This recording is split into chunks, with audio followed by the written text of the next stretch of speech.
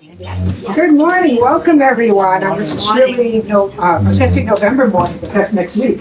I'd like to thank you all for coming, and you can tell that we're all kind of getting back to our roots, back to the salt of the earth. We've got a wonderful presentation by Larry Pearson. Larry attended another presentation by a Mendon resident on horses, the life cycle of horses, a family from Mendon that raises race horses. So we got to find it from start to finish, and as a result, Larry came up to me and said, "Hey, do you think that people would be interested in, hearing about Mendon farms?" Well, this is the answer. So, would like to thank Larry again for all of his hard work. Look forward to hearing what he has to say, and also just wanted to put a plug in. Thank you to Paula Malnati for making some goodies for us. All right, thank you. That's a song you Pearson tribute to. Right. I hope you heard Paula say, the napkins are blue and yellow, a tribute to my mother and her Swedish heritage.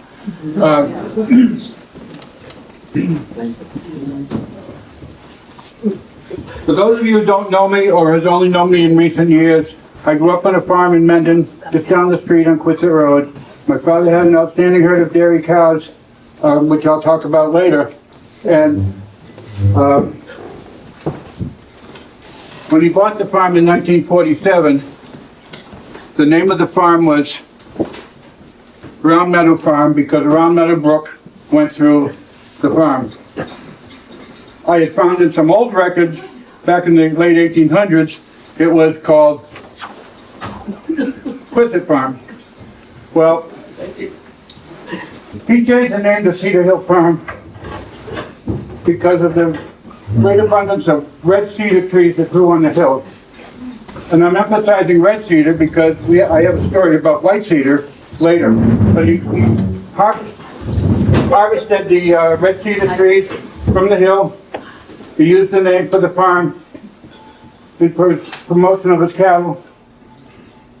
He would take those posts and sharpen and put them on a block and sharpen them like a pencil and drive them in. I could never sharpen them that good. But I sold the farm 10 years ago, and the people that bought it asked me if they could keep the name, and I was very honored that they would do that. And they use it in promoting their product on Facebook, advertising. They sponsored one of the events. They sponsored the golf tournament for the Brothers of the Brush a few months ago. So today I wear my Cedar Hill Farm shirt and jacket in tribute to my father and appreciation to Mark and Michelle Mnuchin for carrying on the farm name.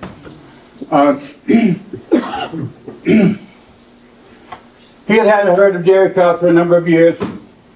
Then he rented the farm to a few other people. In 1985, when I got married, my wife and I converted to having beef cows, and we did that for a number of years. And like I said, I sold it 10 years ago. I do want to introduce, we have some farm people here I want to introduce, representing the farms that are still in business today. Hope Tatro and David Stewart, just down the street from Tilt-Free Farm. I'll be talking about them later. Jim Vandersloot, Maple Farm Dairy, with third, fourth generation of his farm, and he and his wife just early this year put their farm 116 acres in preservation. So that was going to stay a farm forever. And next to him, Peter Denton. Peter did the same thing. His property, 200 acres, forever going to stay a farm. So special thanks to those two people.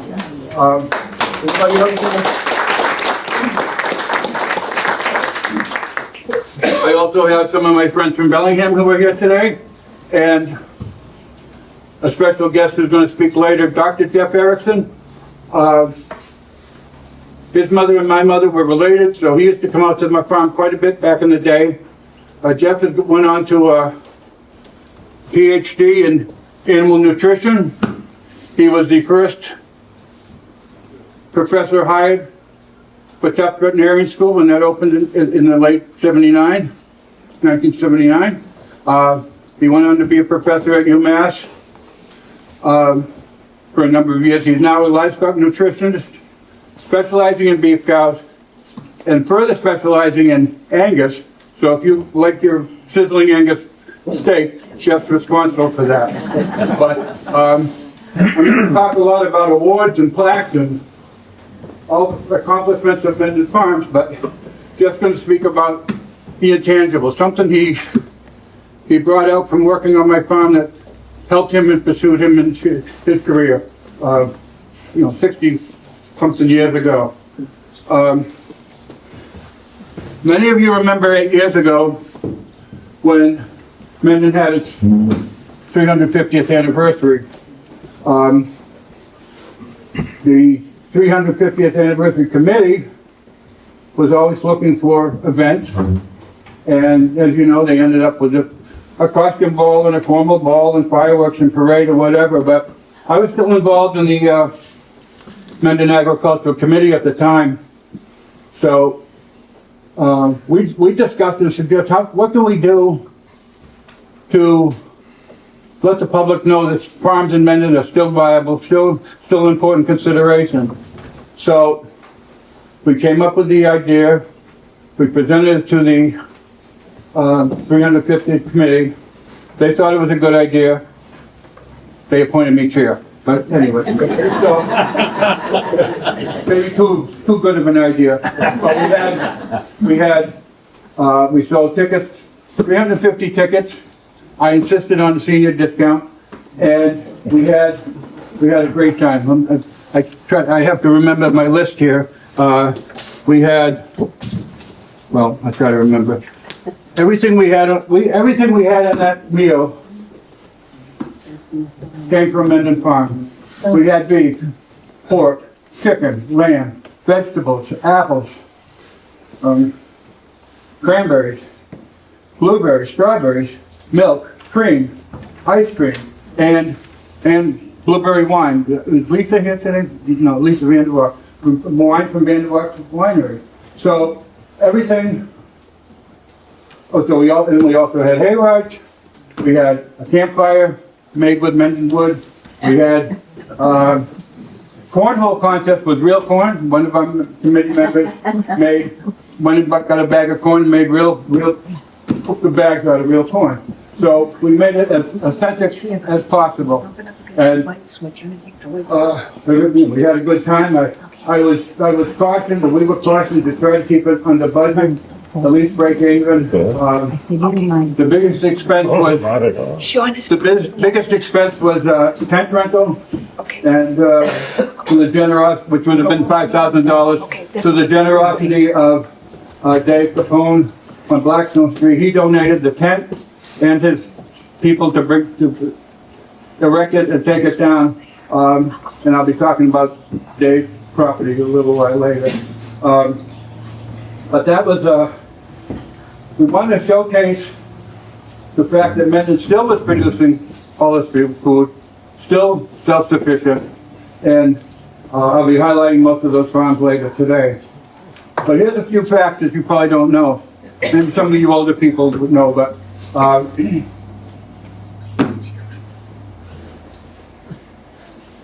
farm in Mendon donated 5 cows to the country of Iran. A cow in Mendon set a milk production record for the state.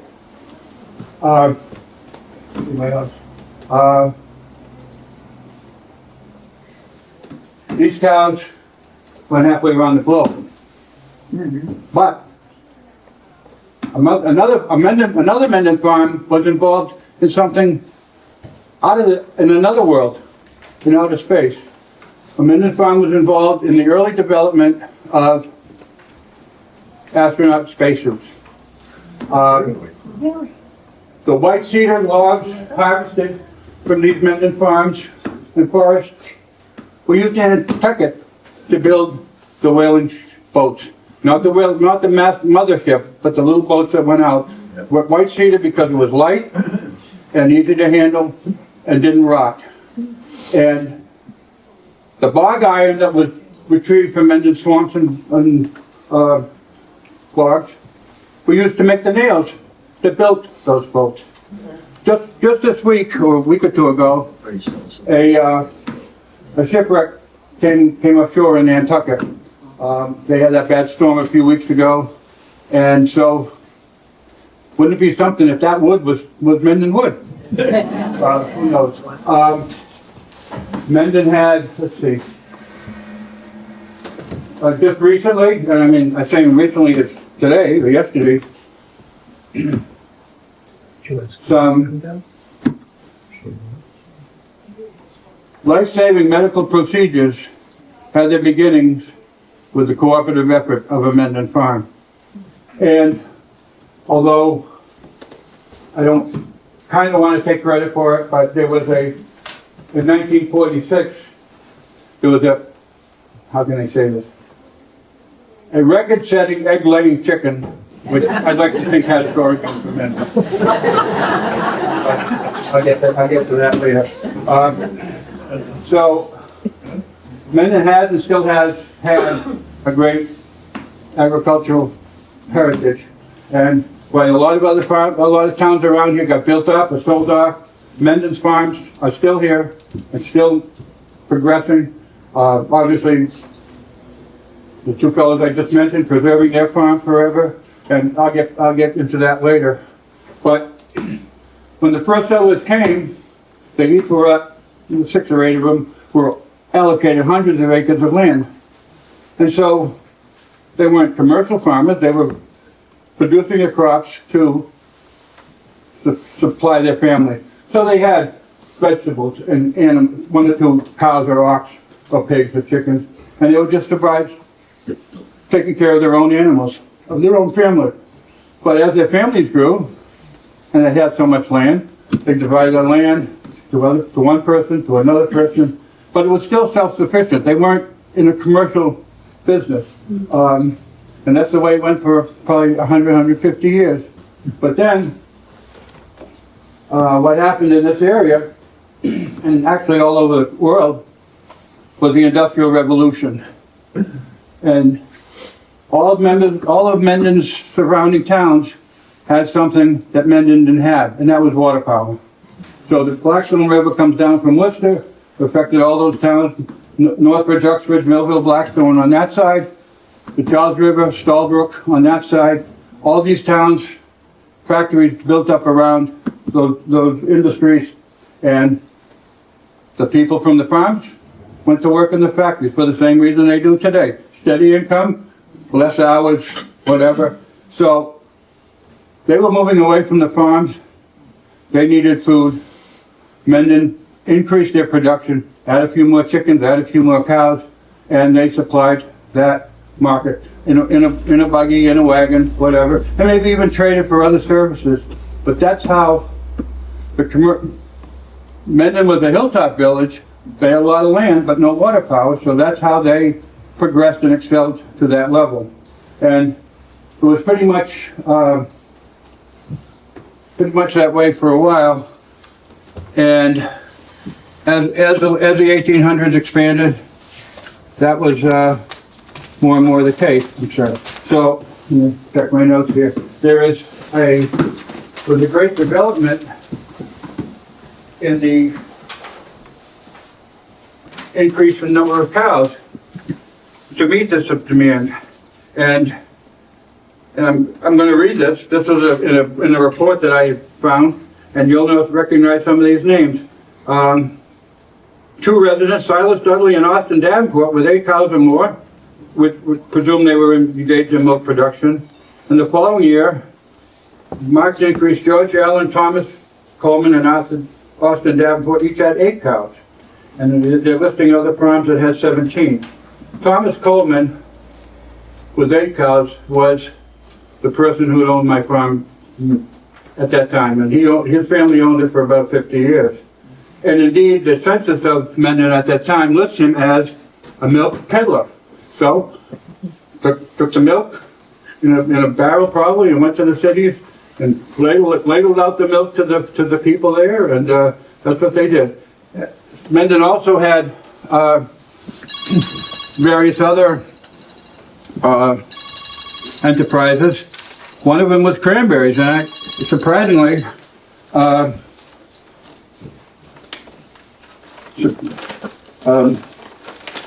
the cranberry production was the biggest cranberry producer was on Blackstone Street. It's a sharp curve. The big house is still there.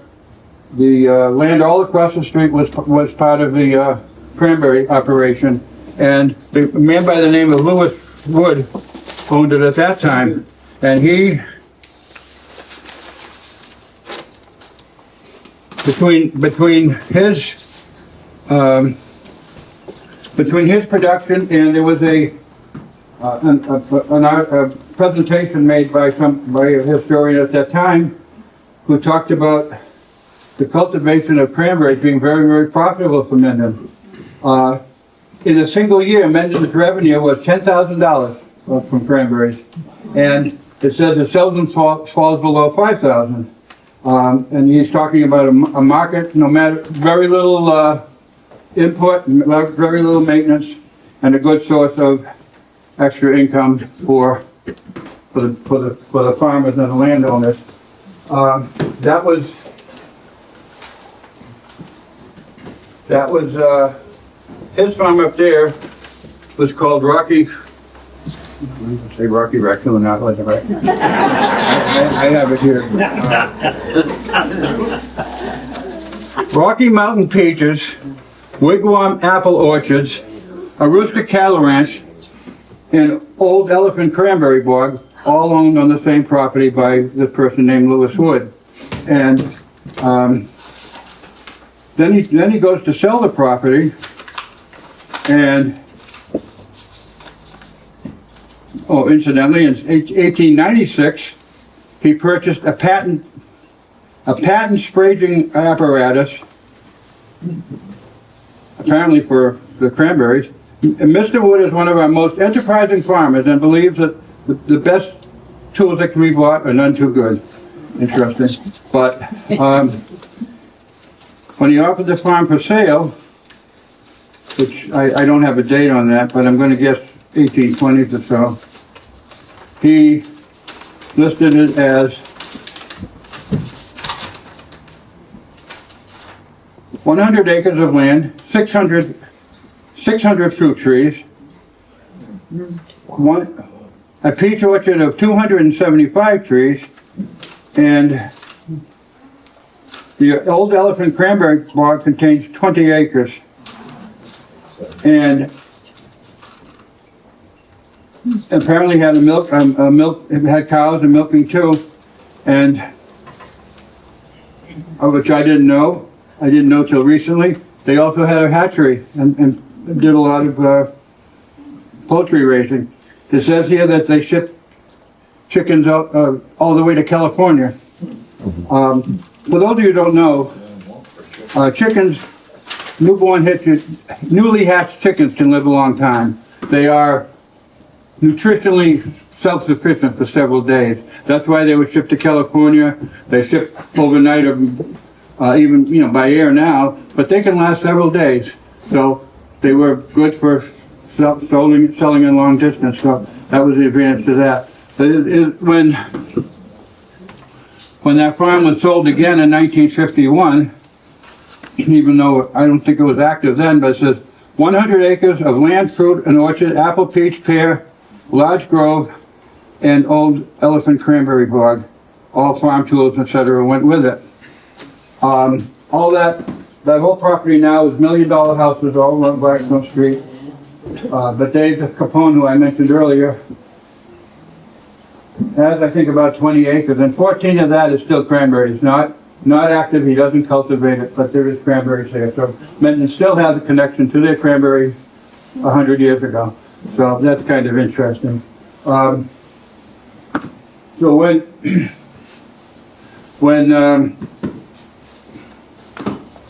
as we get into the 20th century and people have to deliver the milk, there were wagons. I can't put my hand on the picture. There were wagons and one-horse wagons delivered the milk, And one milk delivery man, Walter Beal, was still doing it into the late 1940s with a horse and wagon. Is Warren here? Warren told me a story the other day that he was in Hopedale Center with his mother because they lived nearby, next to each other, and mother had a car, so Mr. Beal was with his horse and wagon, and for the thrill of it, Warren wanted to ride home in the wagon. So Mr. Beal said yes. So Warren told me that riding in the wagon, and they were going uphill, up Hopedale Street, into a steep hill, Mr. Beal fell asleep. The horse went on his way, there was a water trough, he stopped on the water, got the horse, had his water, and went back up the hill to his house, all by himself. He had probably done it so many times before. But Mr. Beal, I knew him, very nice man. His son took over the farm in the early 50s or so, and he had their farm on North Ave, and across the street he rented Davenport's farm, and he was supplying the milk to Lowe's Dairy. But in 1963, Lowe's discontinued processing their own milk. So Beal was faced with the decision to either he would have then had to go to bulk tank for each barn, and Davenport was rented, so he decided to get out of business. But he was a fine man, and that was one reason why some of the farms in Mendon had to go out. They were doing away with the milk cans, and because they were very heavy. But the bulk tanks were much more expensive to run. Needed a bigger milk house, so a lot of them went out of business. Not just in Mendon, but throughout New England because of that. We also had the 1920s was a significant time for Maple Farm Dairy. Jim's great uncle started the farm originally, Arnold Vandersloot, and then Jim's father took it over, and then Jim and his brothers, and Jim and his wife last few years had run an animal sanctuary, but like I said, they generously worked with the town to protect their farm and their property. In the late 1928 was a significant year too, because the Wisma brothers moved from Northbridge. Oh, there's Jim's father. Wisma brothers moved from Northbridge and bought what was known as the Daniels Farm on Park Street. And in 1938, I was told, the barn came down in the hurricane, and they rebuilt it. And they rebuilt it to a much bigger farm, big barn, about 80 cows. In 1951, they bought, which we all know as the Mendon Airport. It was all 160 acres, it was a landing field. They bought that for farm, for hay and growing silage, just a few miles down to the main farm. And they had that for about 20 years after that. Those of you know the area, this is the original house. It was just knocked down about 5 years ago, and there's the Wisma brothers there. Two of them truck milk, first in the cans and then later bulk, and then two ran the farm. But as they got older, their children didn't want it anymore, and they eventually sold the farm, sold up different parts of the airport to Jesse White, Roger Brothers, Billy Hood, and Al Capone. So there's no recollection now of there was a farm. It's all subdivided. And way back when, before there was the Hood Plaza, the Mendon Country Fair used to be there, right in the front. And there was cow judging contest and cow milking contest and candy contest. It was a real country fair way before Hood Plaza was built. And then later years, of course, it moved to the country, to the gift barn. So speaking of the gift barn, there's quite a history with that too. That was built, and I don't have a date on this. And by the way, thank you to Historical Society for giving me some of these pictures. But that barn was built sometime in the 40s, and Clayton Parkinson owned that, and he owned the barn, the farm, and the greenhouse next door, and he had very, very good cows.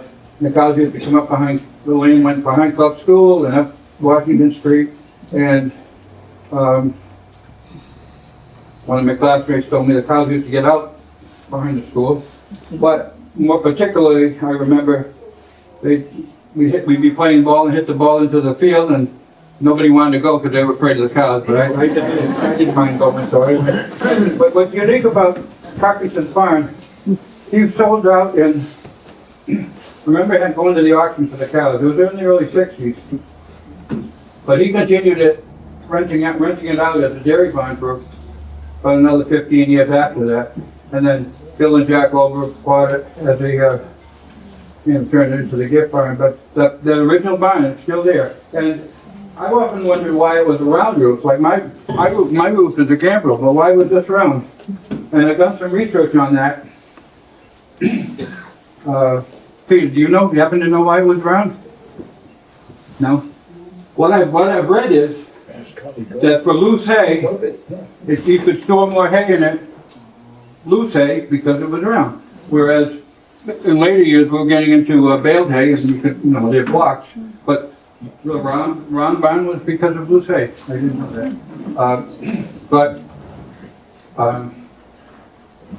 That was quite a story about that barn. Now, of course, just down the corner was Taft Orchards, of course, and they was, going as you go down Route 16 now. That field, that was all apple orchards, full of blossoms.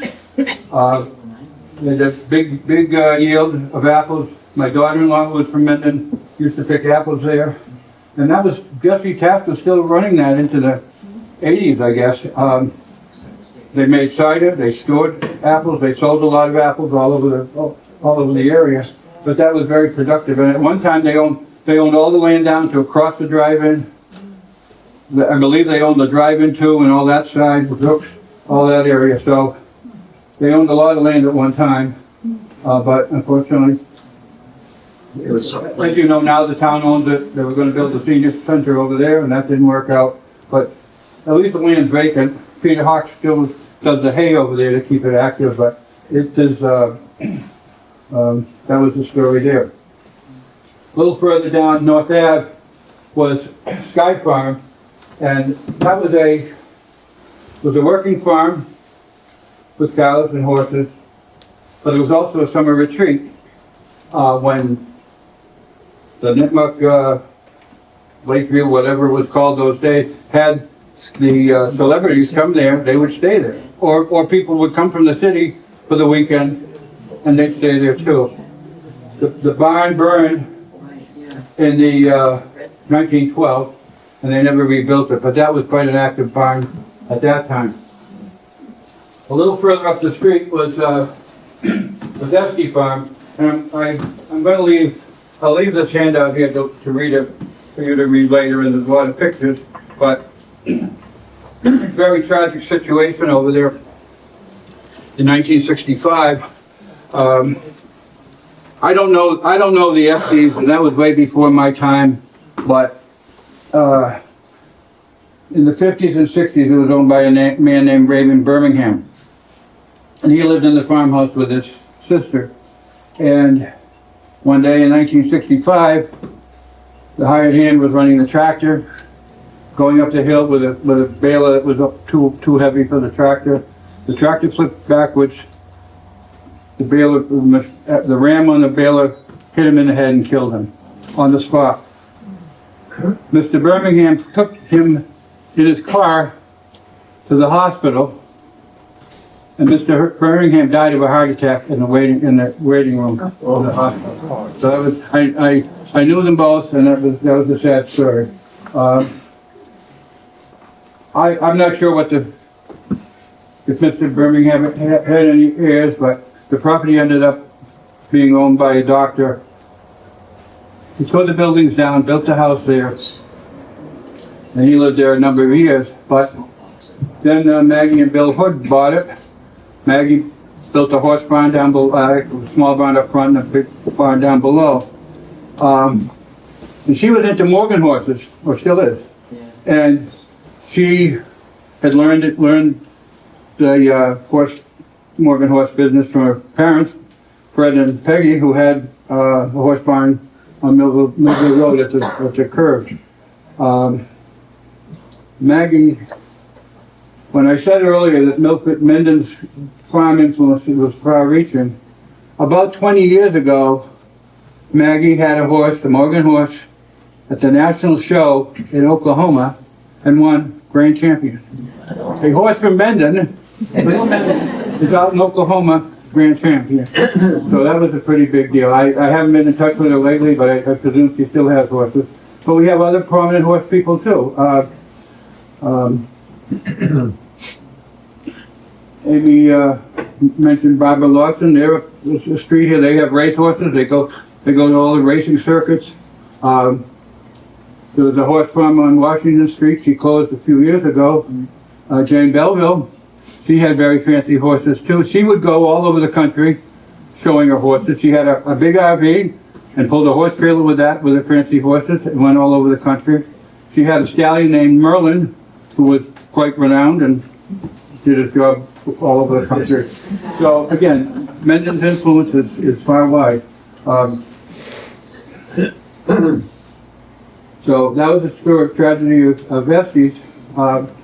Further down the road was Davenport's, and I made mention of Davenport's name. They had a presence there in the cow and milk business for a number of years. What we know now, or we know as Lowell's Farm on the right-hand side, was originally Davenport's, and Davenport sold it to Lowell's in the mid-40s and concentrated their effort on across the street, the corner of Misco Road and North Ave. They had cows, they had a milk group. I have somewhere a picture of Davenport's with a milk wagon, and it went on for several generations after that. They got out of it. They sold it to one person. She kept it as active as a farm, not with cows, but she had ponies and horses and chickens and a few things. And now Kevin Meehan owns it. I don't know what he's doing there. Across the street was Fields, and I talked a little bit about them earlier. Nice people. Gilbert's daughter, Connie, still lives there. Most of the land has been sold off, but she and her husband still live there. And they had horses for a while. And then, of course, Maple Farm Dairy, Jim's, as I mentioned, great uncle had got it originally, then his father, and they had cows and milk group throughout the years, and now Jim's nephew Brian still delivers milk with the name Maple Farm Dairy. It's in glass bottles. It's rich, much richer than the store milk that you buy, which, let me interject for that a minute.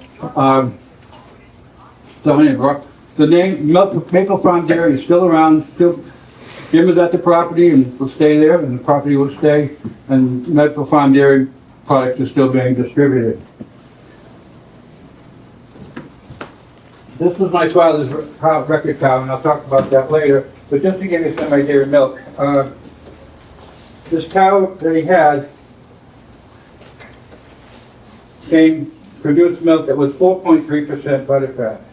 Now, you know, you go in the store, you see 1%, 2%. The whole milk on the shelf is 3.25%. Some states allow 3.5, Massachusetts 3.25.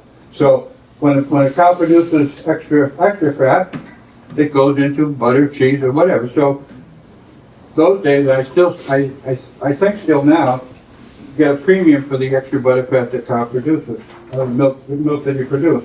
But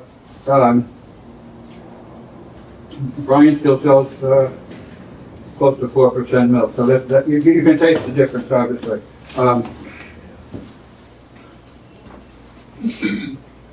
We go back up to Northbridge Road. There was a chicken farm named Matson's. They had chickens, Rhode Island Reds, layers, but they also processed their own chickens there too. And they supplied the meat, chicken, to Mark Lochner's restaurant in Bellingham. So in the 40s or 50s, when you got Mark Lochner's roasted chickens, those chickens came from Mendon. And, you know, they were older, they closed, they shut down, and John Trino owned it for a number of years, and he had horses, and now he's gone, but I believe his family still lives there. But that land's still intact, the hay field is still being used and kept up, and that's good. Going down Washington Street, I mentioned Jane Belleville, but that was a dairy farm way back. That was a big house, and the barn, the cow barn was across the street. And all that land on both sides of the road was a dairy farm. There were two things unique about that I think it's worth mentioning.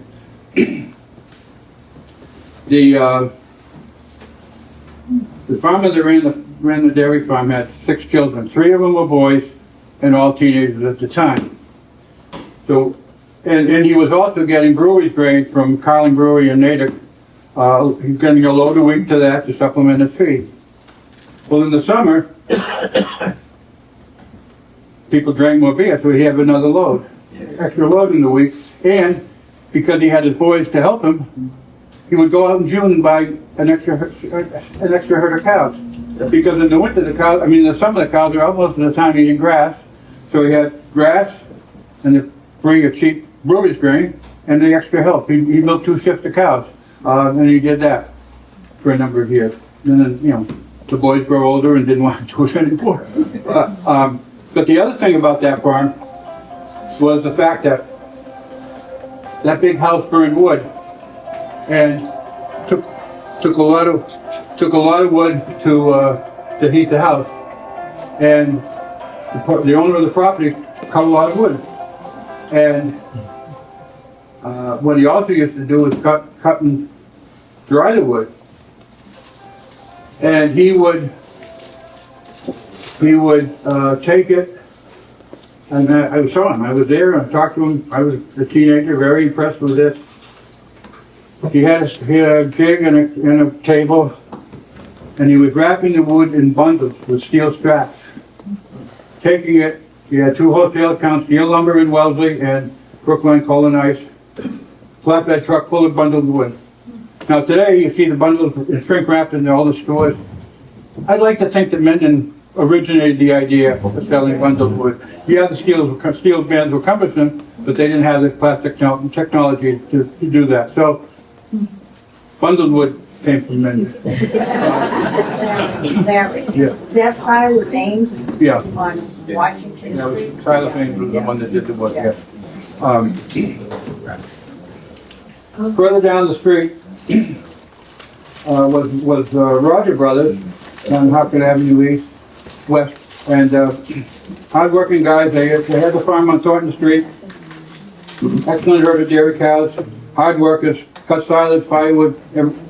They used to sell sweet corn wholesale, but they also had a stand where the Lighthouse Pizza or something is. That was a vacant lot, and the wives would sit here with an umbrella and sell sweet corn back in the day. They acquired what was the wood farm all along Hartford Avenue, from Thornton, Hartford Avenue West to Maury Street, back down Warwick, Maury Street, and across the street. They acquired that, so they had all that extra land for farming and making crops. In 1964, they lost the barn for fire. They didn't lose any animals, but they were able to get another barn in Northbridge that was still set up for milking, so they could keep the cows there for 6 months or a year till they rebuilt. And they did that.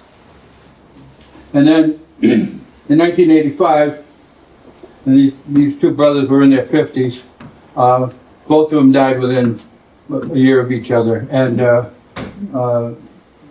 family member ran the farm for a while, and then he rented it for a while, but eventually the widow sold it. So all of Thornton Street, all of Hartford Avenue West, all that land, all those houses were all part of Rogers Farm at one time. But they were hard-working guys, personable. Wesley was very active he was on the finance committee, the town board, conservation committee. Earl was ingrained. public events. He was a great singer, so he did a lot with that too. I mentioned Wisdom Brothers earlier.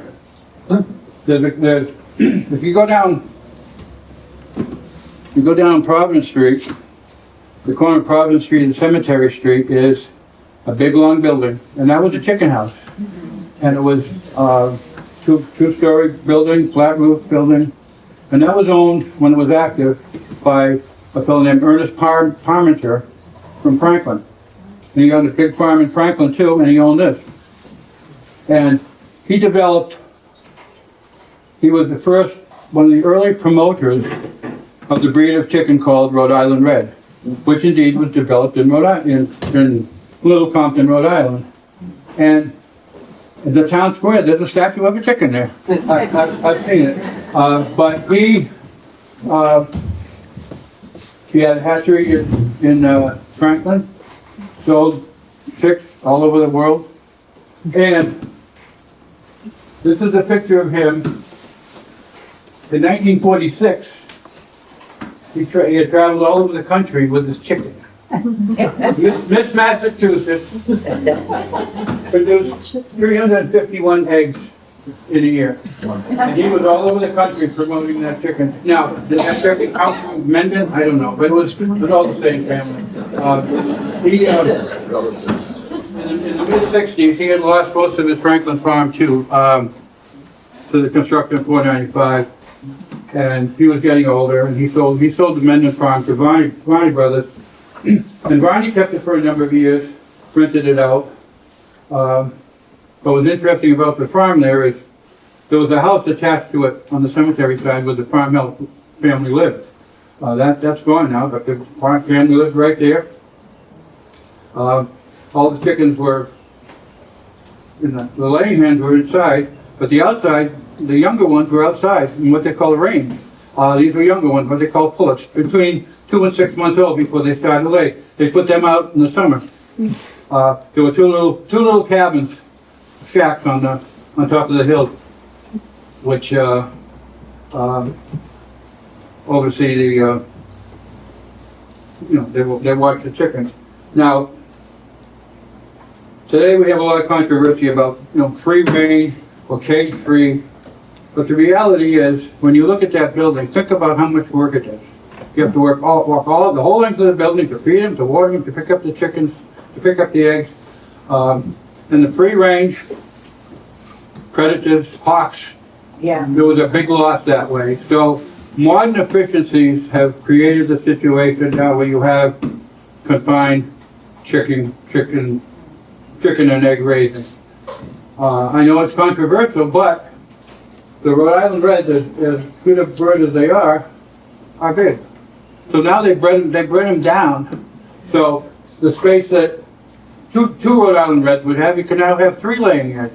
So you can and it's all mechanized. The eggs roll down, the water gets stripped, the feed is there, and the food falls down into the water. Very little labor, and that's despite the fluctuations in price for the last few years, eggs still remain a very good food buy because it can be commercialized or industrialized handling that way. I mentioned earlier Sunnyside Farm, Davenport. Yeah, his original Davenport with his buggy delivering the milk. This barn is on North Ave, commonly known as Lowe's Farm, but that's now owned by me. And he's restored the barn. I guess it's some kind of Santa's thing during the winter. Good for him. He's planted blueberries on that farm now and growing blueberries. So at least that farm is active. What little of it is left. I have all these posters. We'll leave them later. You can look at them. I don't know. You want a break, or do you want me to just keep going? I got a lot more to talk about. You want to keep going? Okay. So I want to talk a little bit about my father. He bought the farm in 1947. Oh, I don't want to omit anybody. On Route 16, where the golf driving range is, That was originally a vegetable farm. Before my time, it was McLaughlin Brothers. I did vegetable farm up there.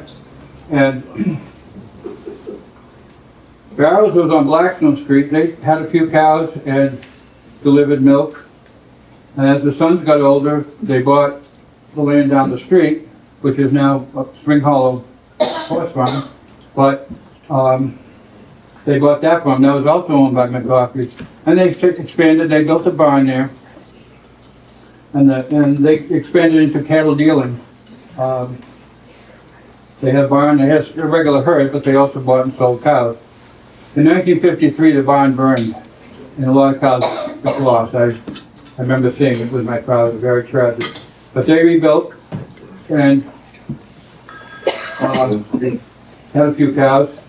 I think it was 40, 50 cows. And in the mid-60s, they rented the barn to another farmer who had cows. And then he took on a partner, and they built the houses there for them to live on. And if you ever go up very slowly up Blackstone Street to the left, sitting way back, there's a sheet metal building. It's all overgrown now. But they kept, like if the barn held 50, they kept 100 cows. They kept them in shifts and milked them. And so that barn, that shed was built to keep the cows, and they had a big cow operation at the time. But they eventually got out of it. It was owned by the Palmer family at the horse farm recently, and I guess it changed hands now. But that land is still intact, still as a farm, and that's good. And then up the street where the other part of the farm was a fellow named Henshaw has a few acres. He has a few animals there, so the farm is still being operated, or the farmland is still being operated as in a certain basis. When my father bought the farm in 1947,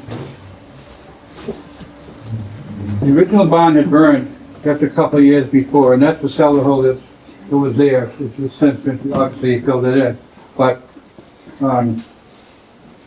so that was a fairly new barn. It had 20 cows, tie up, big hayloft, milk house, and he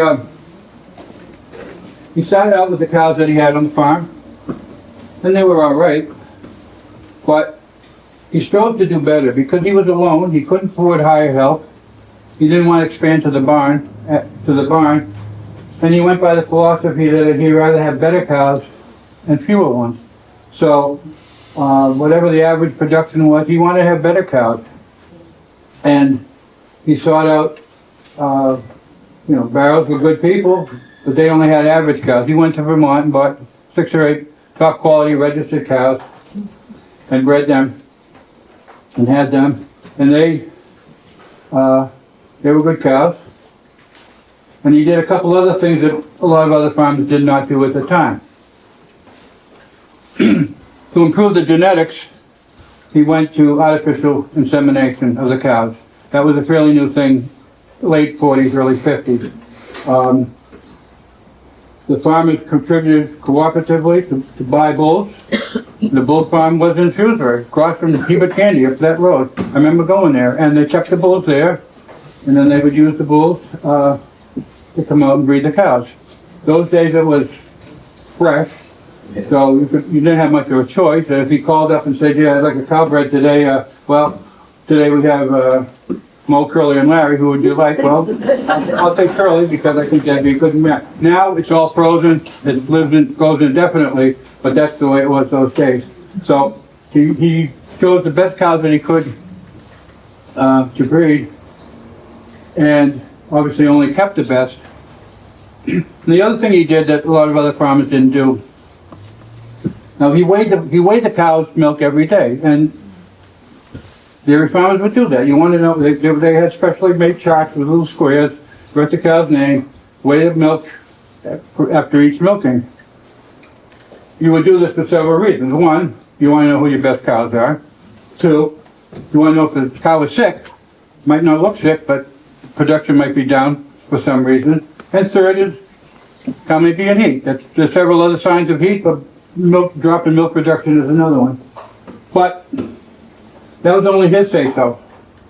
So he aligned with the state to have the milk officially tested.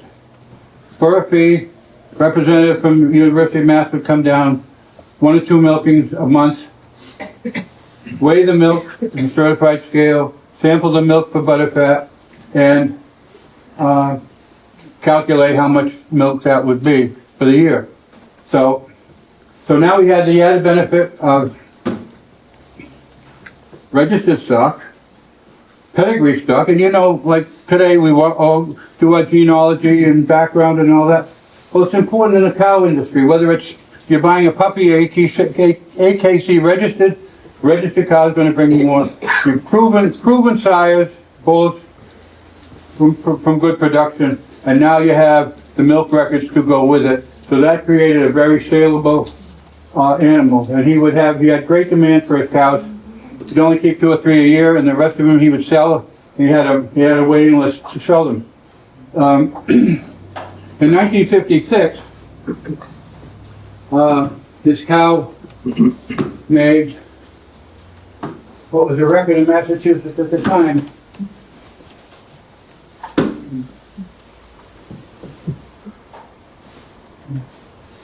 £23,950 of milk a day. I mean, for the year.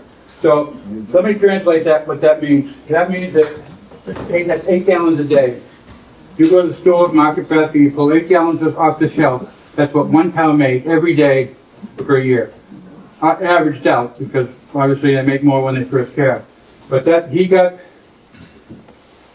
that recognition, he got a plaque, banquet, all that stuff, rightly so. So that added to the prestige of his herd. And he would have, he had a great demand for his cows.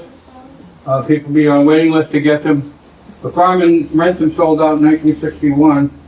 They had about 50 cows, and half of them traced back to him. Many of you know the story of Norman Cox. Do I have that up here? Norman Cox started his farm with 2 or 3 calves that he bought from my father. So that was a little history there. So he had milking cows for until 1960. After that, we boarded cows for the winter for Ericson farm, and then after that, he rented the farm for a number of years to other people that were milking cows. When I got married in 1985, my wife and I decided to have beef cows. So we had a herd of beef cows and kept doing that till about 10 years ago when we sold. So let me take a break. Jeff, what do you want to address your issue about your thoughts going up on the farm? Sure. Should I come up there or you Well, whatever. whatever's easier?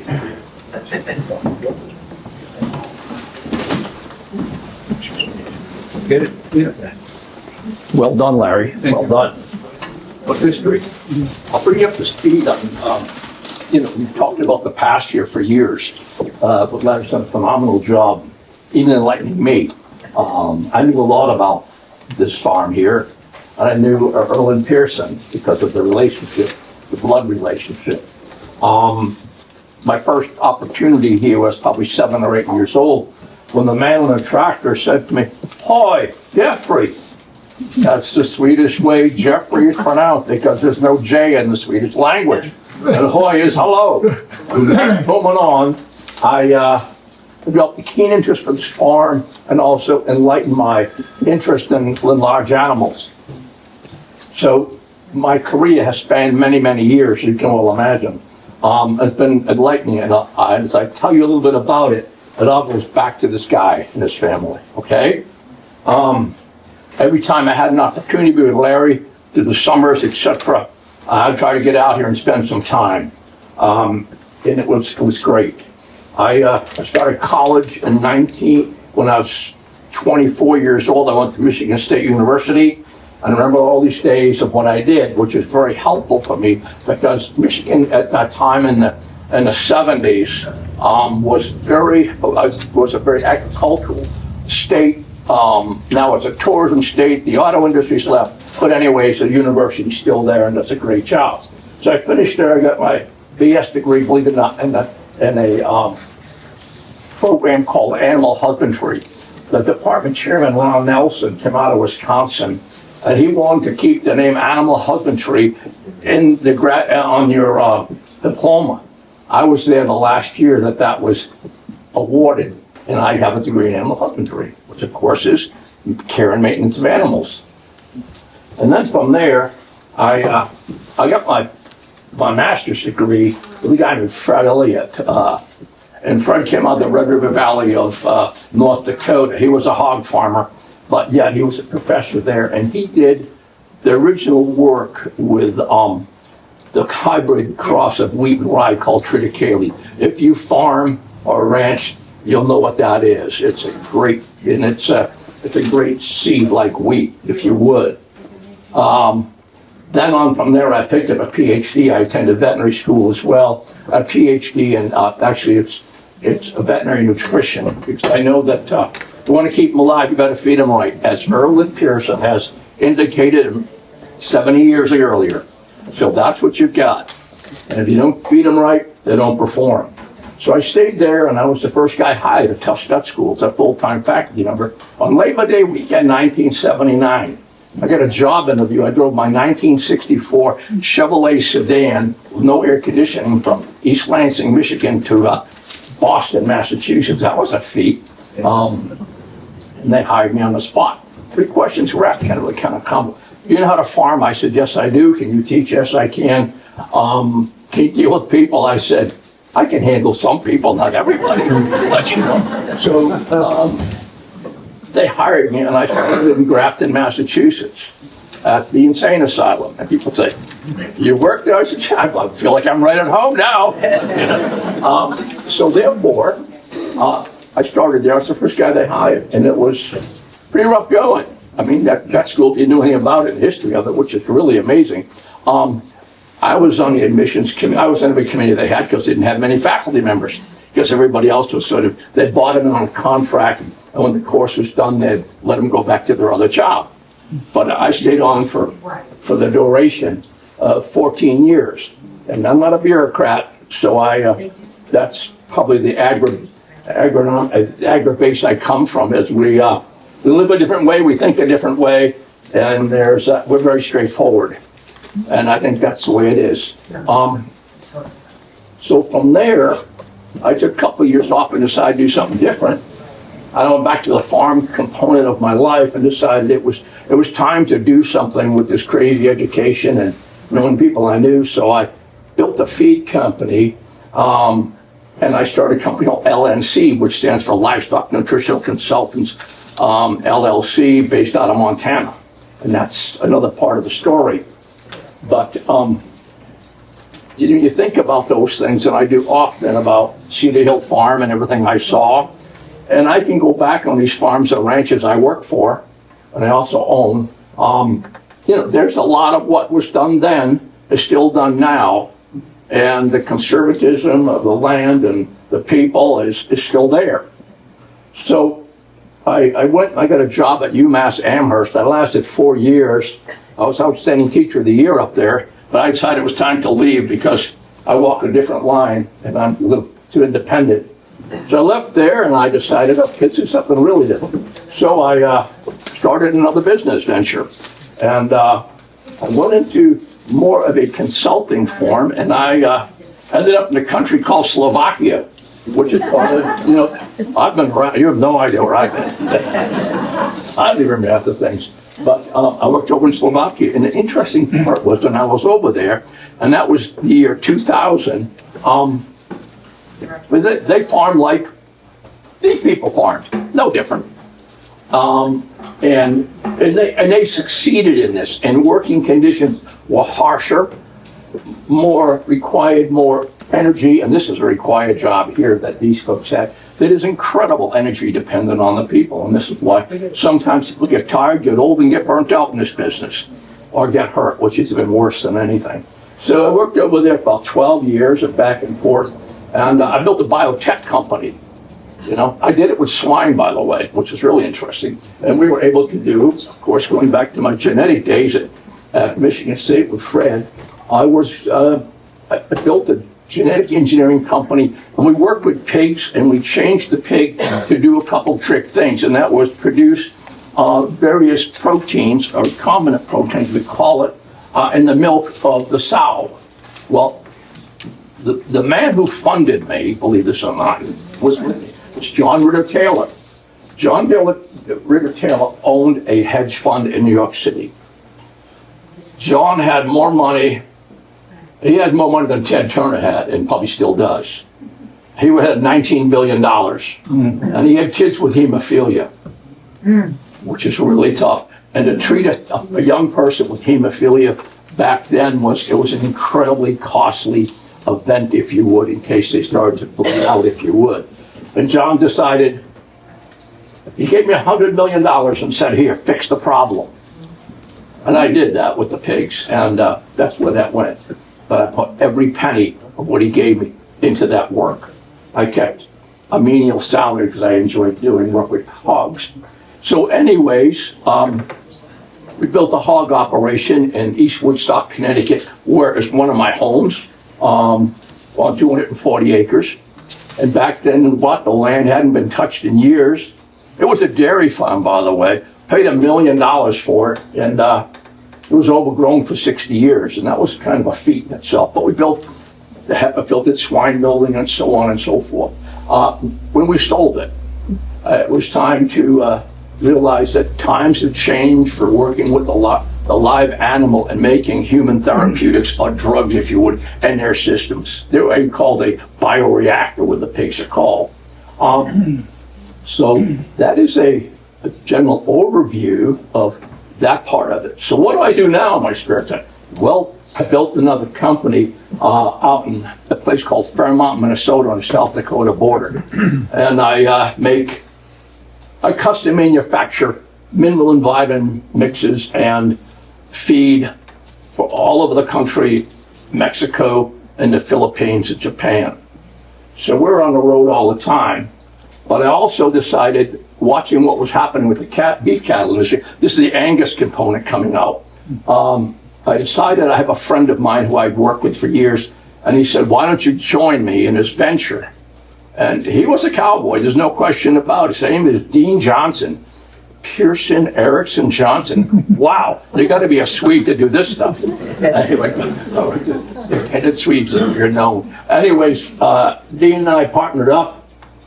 We run 19,000 acres of grass on one piece, deeded. Yeah. We run over 1,000 Angus cows, offspring feedlot. We employ 2 people. And to make your grandkids or your kids feel like they're being slighted because they ride a school bus 5 miles, kids out there off the ranch go 50 miles on a school bus. The first 17 miles is a 2-track gravel bank road. We teach the kids to drive at 12 years old. Like I did at this farm, driving a truck, picking up hay. He was whipping these on like no tomorrow, but that's where the driving skills came from years ago. So I think it's a good idea. You're 12 years old, you should let kids drive. But that's what I do. And our cattle are different than most people. We run what's called GAP 4 Angus cattle, and GAP 4 is no drugs, no antibiotics, nothing, and they were talking about free-ranging chickens. We're moving over 1,000 cows over 19,000 acres. That's a pretty good sized piece of land. And we don't crop corn, we don't do soybeans, because in South Dakota, they never forgot the Dust Bowl era. You put a plow on the ground on the high desert plain where we are, up in the Black Hills, you're in trouble. So we basically just graze and graze and graze. We make hay like there's no tomorrow. But then again, we get 10 inches of rain a year. If we're lucky, we get some snow. But it gets 40 below zero for 3 weeks straight in February with the wind blowing. So that's what we do. So anyways, this is where it all started, and I've had a great life thanks to this guy's parents and Larry. I think that's what we've lost in this country is kids don't understand where they're going or what they want to do with their lives. They have no clue, and I blame it all on a lot of the absence of this. Yep. Because that's where I started, and I think that's where I get my drive and my interest to go this far. I'm not a smart guy. I just put my head down and keep walking and keep going. But that's it. So that's the general trend of what this can do for people. So there you go. Thanks, Larry, for inviting me.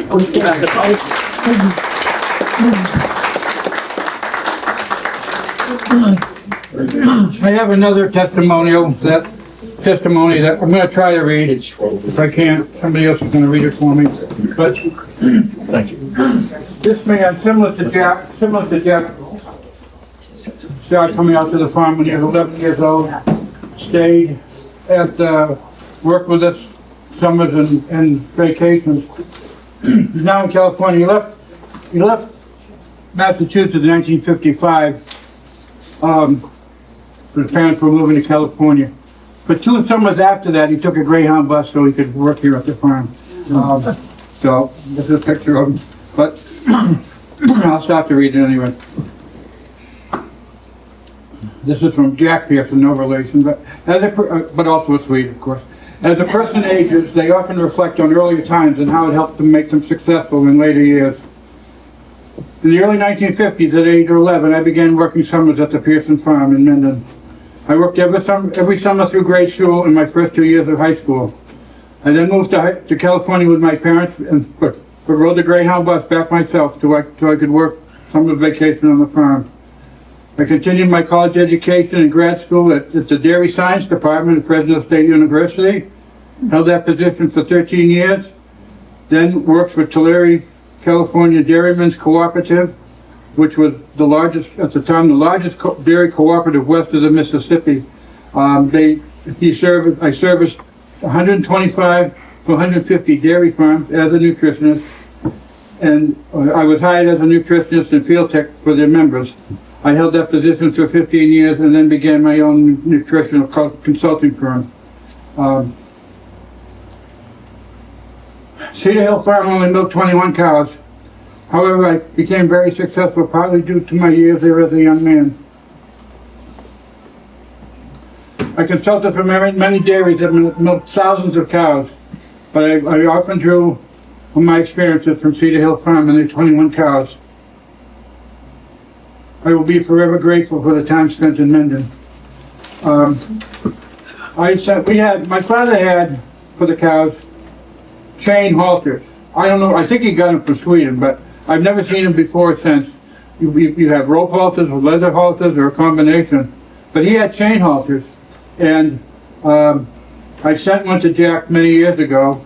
And when he had his business on his door, he used to have the chain halter hung from his, this is his backyard now, but he used to have that chain halter hung from the sign in his business. I believe they're Swedish. I've never seen them before or since, so I'm guessing my father got them from Sweden, but it was kind of unique.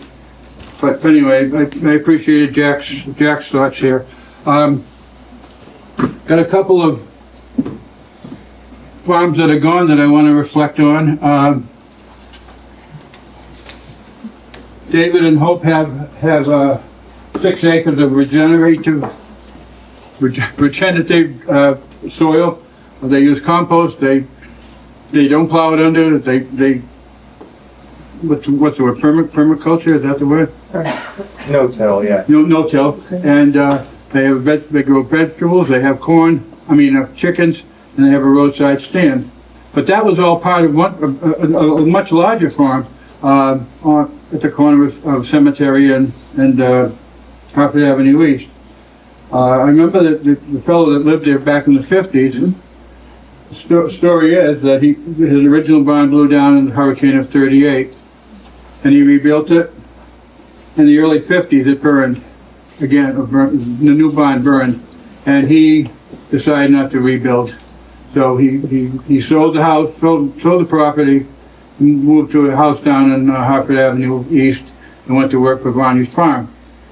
The people that bought the property kept it intact. He did rebuild the barn, but they never used it. But they kept the land intact. They let me and other farmers use the hay. Then she sold it off in mid-80s, and the houses got built along Cemetery Street and Swandale Drive. But part of that land is still being worked and used, and so it come back full circle. A little further down the street is Cahill's. Most of you remember her. Deanie and Shirley Cahill. Shirley would drive around town on the tractor all the time with her white cap pulled down. And they have excellent fruit and produce over there. And the corn was well known. Dan told me himself that he had deeded water rights from the river back there, so he could irrigate and keep the corn going all the time. He told a friend of mine, he told somebody I know, that his corn was so good because he put sugar in with the seed. Now, I researched that, and that really shouldn't be done because it counteracts the germination, but I did read that you can put seed in with the fertilizer, so maybe that's what he meant. But they're gone, unfortunately, and there's a question now what's going to happen to that property. But a little further down, on Bellingham Street, there's a whole row of new houses there. But I can remember when that was an open field, and there was an open field behind it. And it was all grown up in my time, I mean, partially grown up. But I was told by an old timer that grew asparagus. It was Mendon was well known for asparagus, I guess back in the 20s and 30s. And there were a couple of little shacks back in the back, and this fellow told me that's where the summer help, the migrant help came to work on the asparagus field. But that's long gone. Mendon had a couple of pig farms too, and what they did those days is they picked up the garbage in the swill, whatever you call it, from households, from restaurants, from food processing plants. And by federal law, you had to cook it. The trucks were equipped with fittings. You had to hook up the steam to cook the garbage, and then it was fed to the pigs. Now, in my opinion, that was full circle. Food, processed, fed to the animals, and then back to the ground and the pig manure when the pigs were sold for meat. But in the 60s, people began to complain about the pig farms, complained about the smell. And even Mendon, as farm-oriented it was, when they put zoning in effect in 1970, one of the prohibitive uses was piggeries. So one kept going until the 70s, the other one kept going until about 15 years ago when the guy was still running it in his 80s. But so what happened now? If you don't want you don't give the garbage to the pig farms, now what do you do with it? Well, guess what? It went in the regular trash. So now it goes in the landfill, added weight to put in the landfill, and then it rots, and now it comes up as methane gas, and now you have to have standpipes. All of these added things, but if you just left things the way they were, it would have been all right. Massachusetts passed a law about 10 years ago that any producer or generator of over 2,000 pounds of food waste a week had to divert it, had to verify that it was going through animal feed, compost, or biodigester, which to me is a waste, but they do that. Just recently, Massachusetts lowered that to 1,000 pounds. So you're going back full circle from what you did 60, 70 years ago. Why didn't you leave it the way it was? But one of these pig farms, I mentioned space earlier, they provided the pigs to use the pigskin for research at the U.S. Army labs in Natick for development of astronaut spacesuits. It didn't materialize. I guess they went to synthetic, but they were doing that. And Jeff mentioned some of the pig research that he was doing. But one of these Mendon farms was doing this 60 years ago. They had an association with the hospitals in Boston. They had to keep 6 or 8 pigs on hand at all times, like 40, 50 pounds, and they had to be white, subject to call at any time. And of course, those pigs would grow. They'd always have to keep some on hand, and they were using them for medical research at the time. Today, and I said today, recently, we have pig liver and kidney and heart transplants. So I'd like to think that early research, a Mendon farm contributed to that early research. I don't know for sure, but Mendon was supplying pigs for research 65 years ago. I think that's a pretty big deal. Um, Many of you who are involved in the Historical Society know, do I have it out here? Oh, yeah. Many of you, I got it ahead of myself. Mendon, I'm sure some of you people who lived in Mendon a long time don't even know that Mendon had a goat dairy. It was called Mendon Nipmuc Goat Dairy. And back in the 30s, it was on Thornton Street where the Labasti compound is now. It was owned by one of the Wisma brothers, who as a child couldn't digest cow milk. He got a goat for himself and developed a herd of goats up on that property. There's a write-up about him here. And he then moved to Northbridge. And so I have a bigger article about him in Northbridge. He was working full-time at Witten Machine Works, but he had milking shops. So this refers to his operation in Northbridge, but he started in Mendon. And he had the doctor's testimony about how good goat milk was. But in recent years, Ellen Gould on Millville Street had goats. And she emailed me recently a summary of it. She retired, she closed the farm during COVID. But we retired from the show circuit with several championships.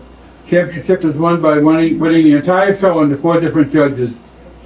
Our goats came in the top 10 in the national shows. We also shipped goats nationally as they were desirable. We raised the Saint and Norwegian National Milk Test, several awards for better practice production of milk. So we have a record-setting cow. We have record-setting goats, all came from Mendon. So, anyway, those of you who were involved with the Mendon Historical Society know the story about the curtain, the stage curtain here. The upstairs of Mendon Town Hall, for those who've been there, it has a stage. And before the schools were built in 1960, that was where the school plays were there. I did plays there. I got my Eagle Scout Award on that stage. All functions, all awards were done there. And so in the mid-1930s, these businesses contributed to paying for a curtain. The curtain was in disrepair. It was sent out a few years ago to be restored, and it currently hangs in the cafeteria of Club School. This is also a copy of it at Willowbrook. But why I refer to it is there are four or five farms here. Some are still around. Arthur Robinson was on Pleasant Street, taking it over from his father. He had a milk route. Hillside Farm apples and peaches and milk, which I knew. What's interesting about him is, I don't know if I have it out, the barn that's there is still standing to the far left was a kit barn from Cedar Hill Farm. And they did that. They sold houses and kits, all numbered, all thing, and that barn is still standing after 8 years was the Cedar Hill Farm kit barn. This is not that shape of that barn. But for $858, you can get a barn like this delivered to your real side. Quite a thing. But we also have Gloria Garrett, who I mentioned earlier, with the milk. W.I. Kaufman, Morningside Farm. I don't know where that was, but the plant was on North Ave, across from the Club School, and Willowbrook Dairy, which was the predecessor of Lowell's Dairy. Now it's back to, that building is back to Willowbrook, but originally started by Freeman Lowell. And I just want to, there's another add-on here that, although it's not farm related, I gotta share this. That's very interesting. You all remember probably Misco Spring Water Company on Northbridge Road. Well, we think about the sale of spring water now as a big deal, but it was a real big deal those days in the 1920s and 30s. The owner of that business was named George, Nathan George, had an office in Boston, and he promoted this water as used and prescribed by physicians for rheumatism, kidney, and bladder trouble. In any case which requires a pure water. As a table water, there is none better. Use freely, but keep it corked and in a cool place. Interesting. So speaking of Robinson, he continued operating there into the early 1960s, and he sold the farm to a fellow named Blaine Hawks, who was a teacher at Norfolk Aggie School, and the school became a teaching school for the students there. He had a few animals, and as they got on in years, the two children had an interest in cows. His son Peter started milking cows in that original barn, added on to the barn, and added a bigger barn, and he was milking over 100 cows at one time. His two children, Peter Jr. and Aaron, were showing a lot of cows all over the country, and he was on the official test program like my father was. He had jerseys, by the way, which don't make as much milk as the Holsteins, but they're much richer. And they were diverting some of that to make cheese at one time. How good were Peter's cows? No, but they were so good that somebody came and bought 40 of them and trucked them all the way to New Mexico. When you consider how expensive those days, even now, cattle have to be, how often do they have to be emptied, taken out of the truck, Jeff? Legally, every 12, 14 hours. We go from, I just hauled a load of cattle out of New York to Mudview. It cost me $9,000. We did it in 38 hours nonstop. Really? So cattle, because they have to be let go, relaxed, fed, watered, and loaded back in, is expensive trucking. It's crazy money. It's crazy for that. And I'm sure it was 20 years ago, too. It's always expensive. So this man could have bought the cows from Ohio or Indiana, but he chose these cows from Mendon, Massachusetts, to go all that way and pay all that trucking to establish a herd in New Mexico, which, and I don't know if this is true or not, but he believed that the Jersey cows were very tolerant of the heat and the desert conditions. But 42 cows, 40 cows trucked all the way to New Mexico. So, in recent years, Peter downsized, and his son took most of the herd and started a herd in New Hampshire. Peter Jr., with the cows that came from here, was just awarded New England Young Dairyman of the Year. Or with cows that came from Mendon. But Peter, the father, had decided to downsize quite a bit.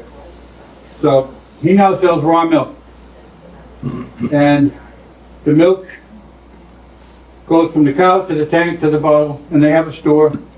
I have a picture of it over there. They have a store, and so it's about 50 feet from the distance of the milk to where you buy it in the store.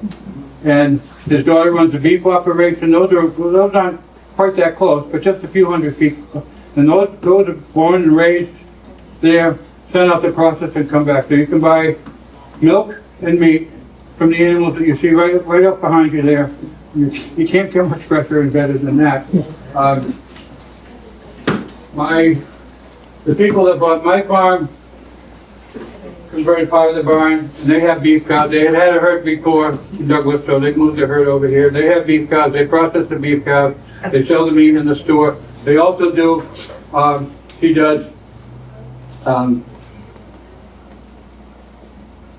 yoga in the fields in the summer, and also does a lot of fall scenes, photo scenes, especially now in the fall. And my person recording me today is my good friends Bill and Patty Biot. Known you for 28, 29 years. We share 4 grandchildren and 4 great-grandchildren. So our granddaughter had asked me a while ago, she would like to be married on the farm because she has so many memories. So I talked to the owners and she said, well, you know, we don't really do it, but I'll do it for you, Larry. So next year, there'll be a wedding on the farm. It's going to be emotional for me in several respects. But just up the street from there is Cedar Hill Farm. There's been an apple orchard years ago. The people up there, you know, you don't think of maple syrup that's coming from Mendon. But they tap trees, and if you drive around here, you'll see the blue hoses, that's there, they get the maple syrup. And I have bought several of these bottles and sold them, sent it to friends of mine, and I said, I know the trees. It's not from Vermont, it's not from Canada, I know these trees. And they also make honey, and they also have a big vegetable garden and grow ornamental plants and flowers and squash and acorn. They also have alpacas. Alpacas come from Peru, but they have them here in Mendon, and they send it out. They have wool and scarves and all that stuff. So they have a store there that sells all that. Every year they have open house. They can't have it this year for several reasons, but they have an open house there. People can come and see the animals and see the product. And oh, by the way,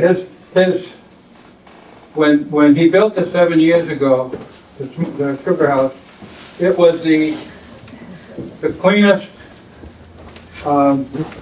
most updated sugar house in Massachusetts at the time. I have some literature about them that you can look at. Several years ago, at their open house, my wife and I posed in front of the setting that they have there. And so anyway, so I'm getting back to Hawks Farm for a minute. This is a picture of this store.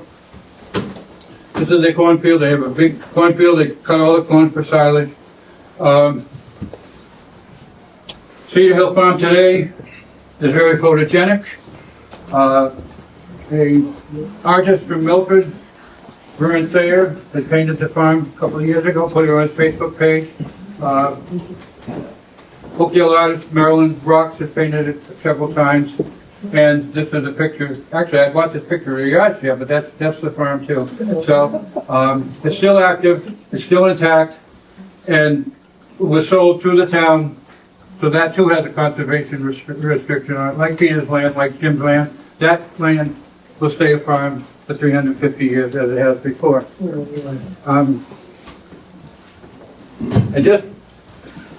So